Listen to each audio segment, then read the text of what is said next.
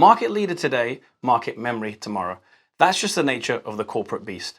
And the latest executive to experience this firsthand was Amy Howe, who in May left FanDuel after 5 years as CEO. But why did parent group Flutter part company with the experienced leader? CEO Peter Jackson is himself under pressure from investors, and given that his salary has tripled in recent years, perhaps the bigger question is, where next for Flutter? So how do we reflect on Amy Howe's legacy? Under the CEO's leadership, FanDuel remained number one in the US sportsbook market and indeed extended its lead over competitors. Particularly impressive, though, was in the iGaming sector, where FanDuel jumped from number 3 to number 1, overtaking BetMGM and DraftKings. Personally, Amy Howe won 3 Executive of the Year awards at the Global Gaming Awards Americas, and this was unprecedented. No one before her had ever won this award back-to-back. So her leadership was very well recognized.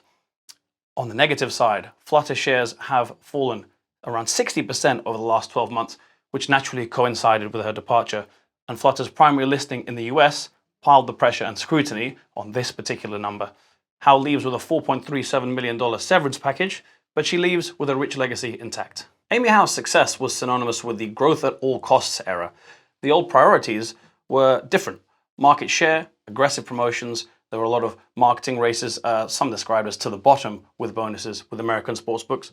Customer acquisition was a high priority, and expansion into new states. But now, as we can see, the priorities have changed.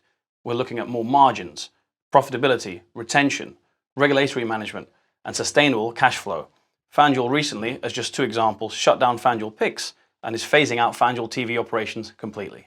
Now, we wouldn't be discussing US gaming if we didn't mention prediction markets. Prediction markets or event contracts are dominating the online sports betting space.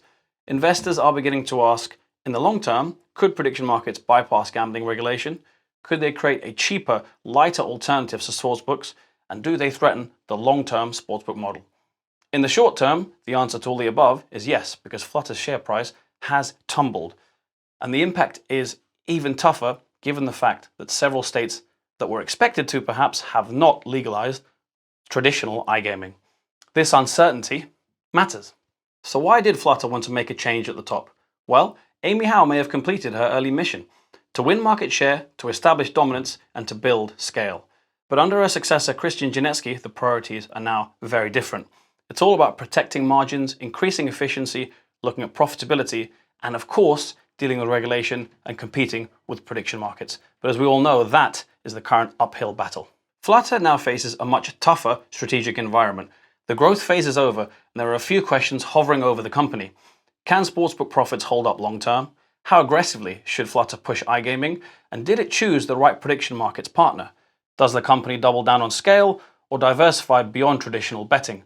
And a question a lot of people are not asking enough of is, why aren't Flutter's other brands propping up its stock price where FanDuel might be letting it down?